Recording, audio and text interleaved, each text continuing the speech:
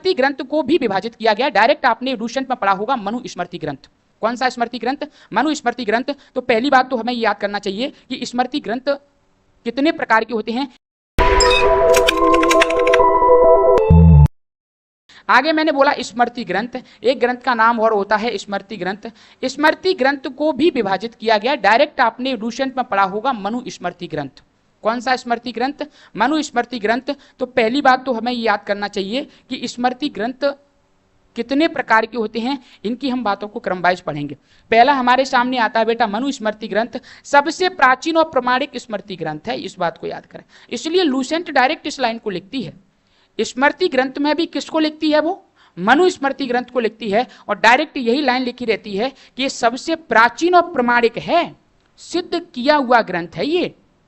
इसमें कोई हवा में बातें नहीं कही गई, इसमें जो बातें कही गई हैं उनको प्रमाण दिया गया है, उनको बताया गया है कि इस बात का अर्थ वास्तविकता में यही होता है।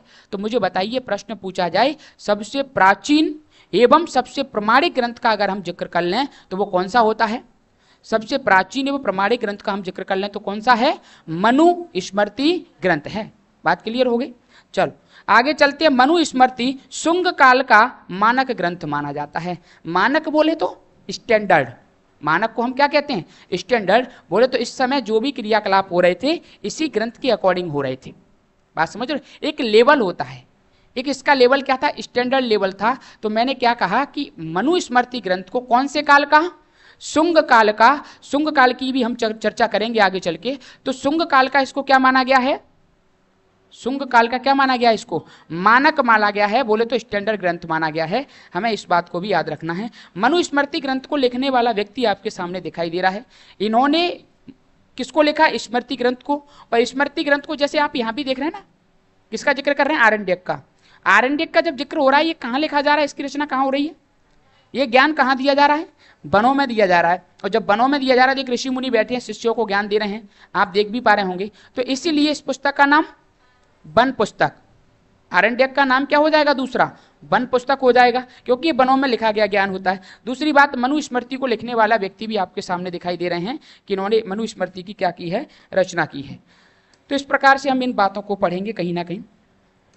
आगे चलते हैं बेटा। दूसरा नारद स्मृति ग्रंथ। कौन सा? मनु स्मृति ग्रंथ।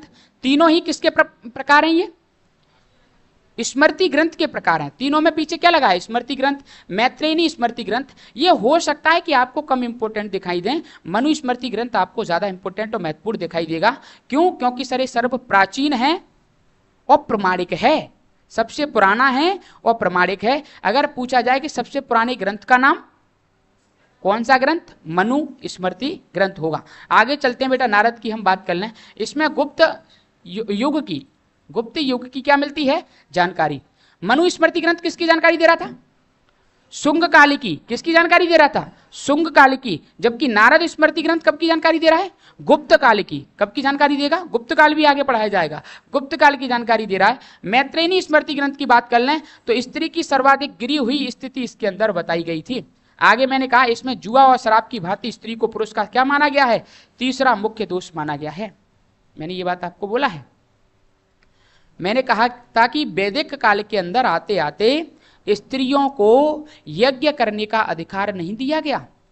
स्त्रियां और शूद्र दोनों की तुलना एक समान होने लगी थी।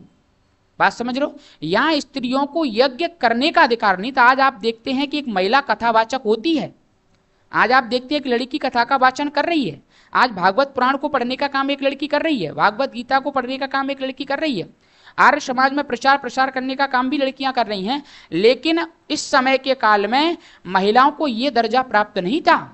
महिलाओं को क्या प्राप्त था कि आप केवल और केवल भगवत पुराण को या किसी भी चीज को सुन सकते हो, वेदों के ज्ञान को सुन सकते हो, लेकिन पढ़ नहीं सकते। वेदों के ज्ञान को क्या नहीं कर सकते? पढ़ नहीं सकते, आप बाँच नहीं सकते, आप कथा का वाचन नहीं कर सकते, केवल सुन सकते हो। और इनको इतना बुरा, किस किस को ना पढ़ने का अधिकार दिया गया था? शूद्र को और महिलाओं को। और इनको तो इतना बुरा हाल दे दिया गया कि इनको पुरुष का तीसरा मुख्य दोष माने जाने लगा। पहला दोष पुरुष का क्या था उस समय? जुआ खेलना। दूसरा दोष क्या था? शराब पीना। तीसरा दोष, अगर कोई पुरुष महिला के संपर्क में पहुंच गया है तो भाई वो एक क्या हो गया है? दोष युक्त व्यक्ति बन गया है। तो ये कहीं ना कहीं हमें देखने को मिला था। तो महिलाओं को तीसरे मुख्य दोष के रूप में देखा जाने लगा। ये चर्चा स्पेशली कहां देखने को मिलती है आपको? ये चर्चा भी आपको कहां देखने को मिल रही है? मैत्रेयनी स्मृति ग्रंथ। तीनों स्मृति ग्रंथ में से अगर पूछा जाए सबसे बुरा हाल महिलाओं का या स्त्रियों का या माताओं का कहां किया गया? मैत्रेयनी स्मृति ग्रंथ में किया गया। हमें इस बात को कैसे याद रखना है? मां फॉर होता है मैत्रेयनी और मां फॉर होता है माताएं। बात समझ रहे हैं कि नहीं? ऐसे ही लिखा जाएगा, माताएं, मां फॉर मैत्रेयनी और मां फॉर माताएं। तो माताओं का बुरा हाल किस स्मृति ग्रंथ में? मैत्रेयनी स्मृति ग्रंथ में।